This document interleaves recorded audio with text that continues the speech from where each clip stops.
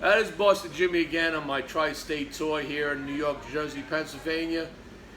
I am in the Suburban Tavern and Restaurant and Cigar Lounge, yes, sir, here in Reading, Pennsylvania with Gary Poltonowicz, the proprietor of this fabulous establishment. Now, Gary, let's just start simple. Are you a restaurant guy or a cigar guy? I'm both. I come in, I do a lot of prep work for downstairs. We have all homemade food. And then I come up here and I've been smoking cigars for over 30 years. When I opened this place, I wanted to portray your home away from home. Where else you go for a good homemade style meal. You've met my family. My wife works here, my 2 daughters, my grandkids, me. And then you come up here and put up with the grumpy old guy. Yeah. So what started first, the restaurant or the lounge? The restaurant actually opened, Jimmy, on St. Patty's Day in 1954 by an Italian family. I've been here 17 years now. It was 17 years this last June 13th. When the cigar lounge started, we started in the spring and the fall. We were smoking cigars on the patio. And then PennDOT, Pennsylvania Department of Transportation, was renting the upstairs here from me. And they moved out and someone said, "What's upstairs?" I said, "It's storage," because I do catering, wine dinners, and beer dinners. So I brought them up. They said, "You ought to go for it. We could do a nice lounge up here. There's nothing like this around." So I opened it up. And probably about a year later is when I decided to do the expansion, because on a lot of nights we didn't have enough seats. It was only these 4 rooms. So we did the addition, and the rest is history. So this building, you told me, your research is this building's about 1911 is when it was a house. Yes, I have every deed going back to 1911. It was sold to a local family, and they resided here for a while, and then it turned into a boatyard. And then the Del Calo family opened it up in 1954, and they used to live up here and had a restaurant downstairs. But if you notice downstairs in the dining room, Jimmy, along some of the walls, it wasn't quite level. There used to be a root cellar. And I got pictures. My bar downstairs, that ledge along the wall, that's not a ledge, that was the foundation. This road out here used to be over 3 feet higher. Oh, wow. They dug it out. And I thought it was a bunch of BS, because I have pictures and everything. But if you go out to my parking lot, kneel down and tie your shoe and look across, my parking lot's the same elevation as the cemetery, and that cemetery goes back to the 1800s. So there's a very, very old building. It's a beautiful building, by the way. So when you come in, and you'll see this at the second video we have, you'll see the walkthrough I do through this lounge, through the restaurant, up the stairs. You will see the beauty of this architecture of this building. This is a magnificently beautiful building, a fantastic lounge upstairs here with lots of room and spaces to sit down, little areas that people can sit, enjoy their cigars, have different conversations in different rooms. So that makes it very inviting to the local cigar establishment. Where are your patrons mostly drawn from? Are they local? Do you get others coming in from like Philly and places like that? Probably about 70-75% are within an hour's drive of here. I average probably 20 to 30 something every week that are from out of town, out of state, some out of country. Anymore, you Google cigar lounges, we come up #1 in the Berks County area. We have other lounges around, but we wanted to portray your home away from home, and I hope you felt that way tonight, Jimmy. Just like when we renovated, I tried saving as much as history as I could. You know, I explained to you, I saved the ceiling to the porch, all the hardwood floors. I learned how to do gypsum and horsehair because I wanted to learn to patch the plaster.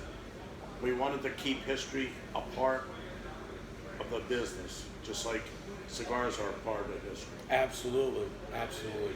Now, when I walk into your humidor, you have an interesting collection of cigars.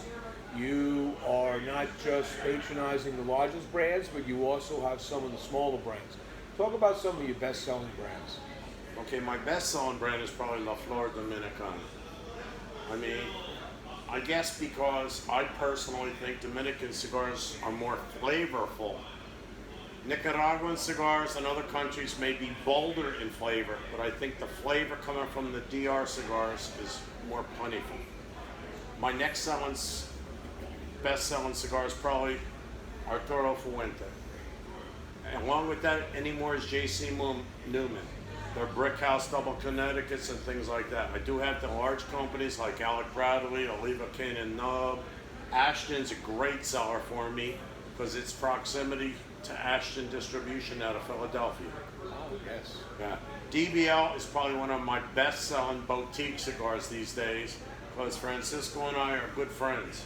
Actually, I did that tour back in March with a friend of mine, Boston Jimmie. Oh, that was you. Yeah, that was me. Oh, you actually walked across that little bridge there in the resort. And then we whitewater rafted and missed the bus. It was a good time. I mean, I met a lot of good people there, new friends, old friends. I mean, that's what cigars are about. It's a brotherhood, sisterhood, whatever you want to call it. Because as we're smoking a cigar, we're all compadres. I don't care if you're a CEO, a CFO, custodian, a surgeon, but when you're sitting there smoking a cigar, having a libation like a Guinness or a good whiskey, we're all at the same level. So let's talk about that for a second. So not only do you have Guinness on tap, but you also have some very fine selection of spirits.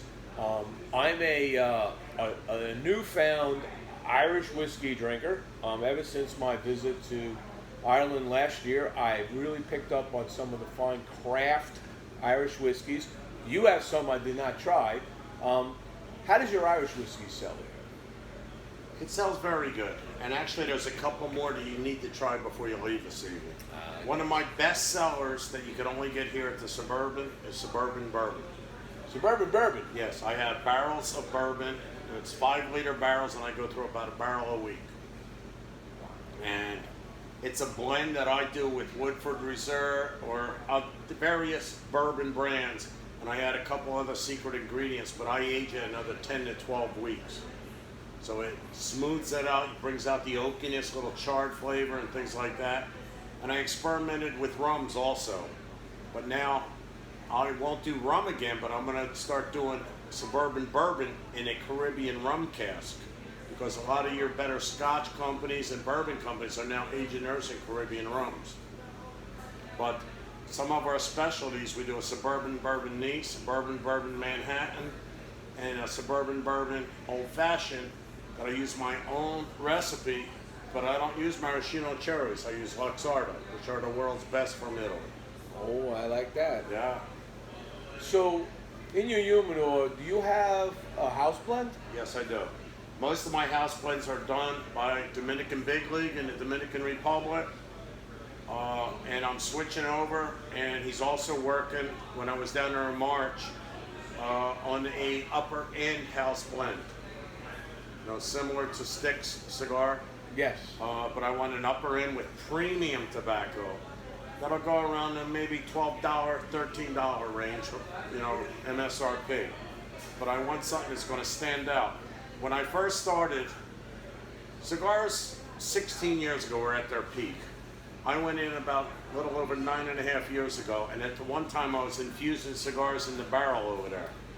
And it came straight off the production line from Dad's Hat Rye whiskey, and I'd be infusing it. I would sell out quicker than I could do them. But I took the barrel out of the humidor, and I learned a valuable lesson. It must be humidified from the outside, not just the inside, or the barrel falls apart. Yeah. Lessons, hard knocks. Yeah.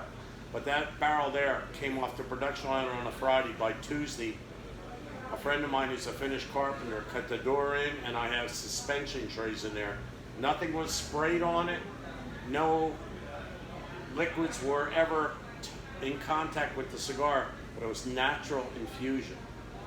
Okay. You know, and I love the passion and the people of cigars. So, through these years, and you've obviously been very successful, here we are on a Friday night, and there is a very nice crowd that was here earlier, and it still seems to haven't faded yet. What would you say your biggest challenge over these years has been, or that you're in challenge now? Probably one of the biggest challenges, politicians. We have local politicians who are trying to ban smoking in cigar lounges. We have politicians that are trying to ban infused or flavored cigars. Some of the other things, we have local disruptions too, road construction and things like that. But no matter what, even when the economy is tough, I never was slow enough to where I couldn't pay the bills up here. Because when people come in, you could go, we have a competitor about 40 miles away, and I can't compete with them and they can't compete with me.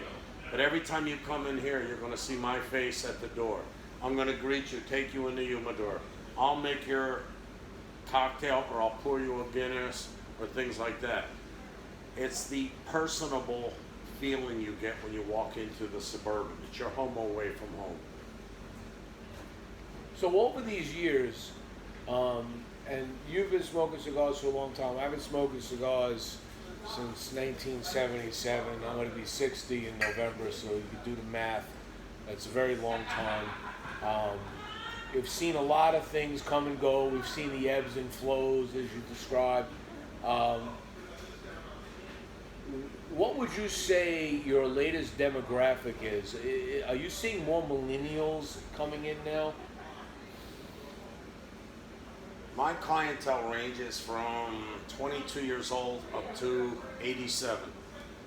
What is making my business is my members. When you come in the Suburban and you want to be a member, I have to meet you at least 10, 12 times before I'll let you become a member. Because we are a family here. It's not my lounge, it's our lounge. There's a good example. This gentleman here comes in his time off. He was on vacation this week, Sean, and he's pitching it. He made us a little spiffy, and he was on vacation this week because I had a pretty tough week. But it's not my lounge, it's our lounge, and that's what we are here.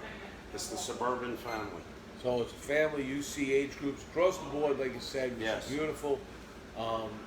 The growth of this industry, I feel, and numbers show that the growth of this industry has increased over the last 3 years. It continues to grow. Your success, obviously, is riding on top of that. So you've connected, interestingly, to this lounge. You have the restaurant downstairs. So talk a little bit about your restaurant. And I ate at that, and I'm going to tell you, I ate at this restaurant. I had their bourbon steak, which was fabulous, and they call a calamari steak. Now, it's not what you think it is, but I'm going to let Gary explain the calamari steak. That was a fabulous dish. I'm glad you enjoyed it, Jimmy. I think one of the other dishes you may have had is my Cuban cigars on the menu. Yes, And that's all homemade. You can buy them through food purveyors, but we make them here homemade. We strive to make as much as we can in-house. Our calamari steak, in the South Pacific, calamari grows a little bit bigger. I know of 3 restaurants that carry it. The Suburban Tavern, there's one in Baltimore and one in Honolulu. We get it, we tenderize it in-house. We have my own recipe. We don't buy breadcrumbs, I make my own breadcrumbs. I do mix some panko with it. It's sauteed in brown butter with a little bit of lemon squeezed over the top, and some people like marinara. I like the true taste of calamari. Most of our meats I butcher in-house myself. We have fresh fish all the time, and we cater to the local clientele. I mean, it's homemade stuff. We make all our sauces, all our soups are all homemade. So let's talk a little personal things. You talked to me earlier today. You got 11 grandchildren? Yes, sir. So how does it feel to be a grandchild? How old is your oldest grandchild? 20. 20. And the youngest? Gonna be 12. So they're around Grandpa. Grandpa's smoking cigars. Everybody's happy with this. Yes. I have 4 grandchildren that work here on a part-time basis because I believe in learning work ethics at an early age.